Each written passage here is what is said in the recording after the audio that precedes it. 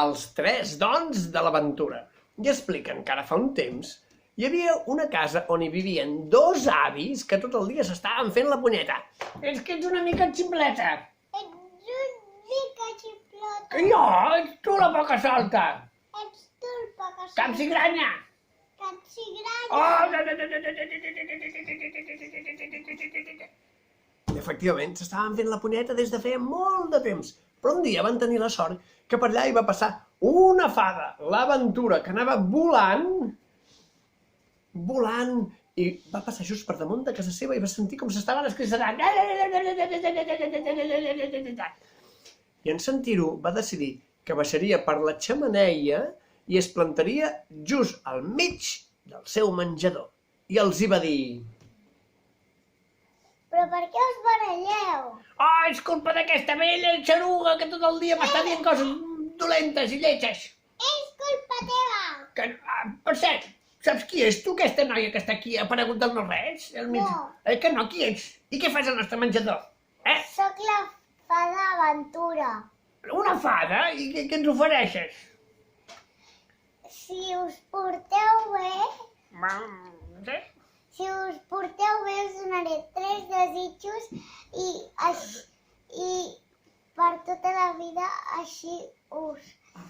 Bueno, aquests desitjos només cal que el digueu en veu alta i es faran realitat. Ho has sentit bé. I la fada Aventura va decidir marxar i portar la sort a un altre lloc per tot arreu. Ho has sentit bé? Hem de pensar bé, per tenir uns 3 desitjos i aviam si podem ser rics i podem ser feliços i tot això.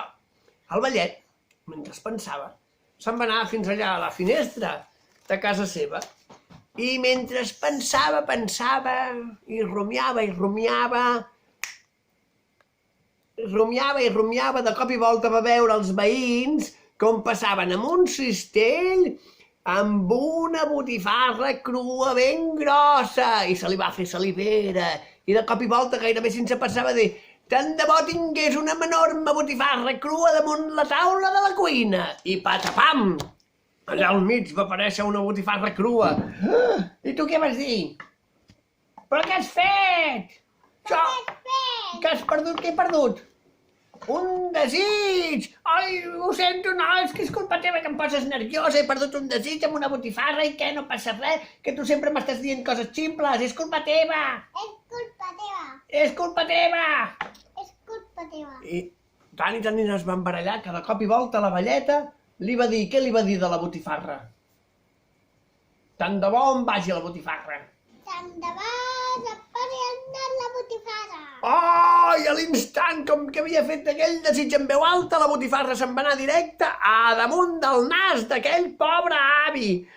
Però què has fet? Que no veus que ara tinc un nas de botifarra que sembla un elefant? Per favor, que no podré sortir al carrer. Oh, sí, ja pots viure tu, què és això? És que mira aquests... I de cop i volta, tant barallar-se, que els dos a la vegada van dir a la una, a les dues i a les 3. Tant de bo,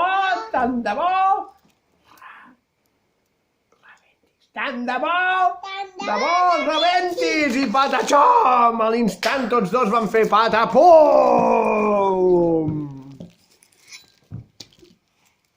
I és així com aquells dos vellets, en comptes de pensar, rumiar i ser feliços amb aquells 3 desitjos, van seguir fent el que havien fet sempre, que era barallar-se. Moltes gràcies. I és que a vegades barallar-se mai serveix de res. I vet aquí un gat, vet aquí un gos, i uns iaios una mica que se'n fos, aquest conte també se fos. Ala!